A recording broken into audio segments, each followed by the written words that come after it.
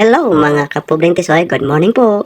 Ito naman ang ating gagawin ngayon. May a-adventure muna tayo ngayon. Parang pelikula ng Panday. Ito pala ang gagawin namin ngayon. Mag-a-adventure kami at maglalakad-lakad papunta sa kabilang bundok. Charot. Alam nyo ba, sa papunta namin doon, marami kaming sapa madadaanan. Kasi para malang mahanap yung espada ng Panday. Charot. Yun. Yun ang kalaban namin ngayon. Kalabaw. At saka, ito, padandaan kami kasi dami kasing mga sapa kasi at saka may basakan.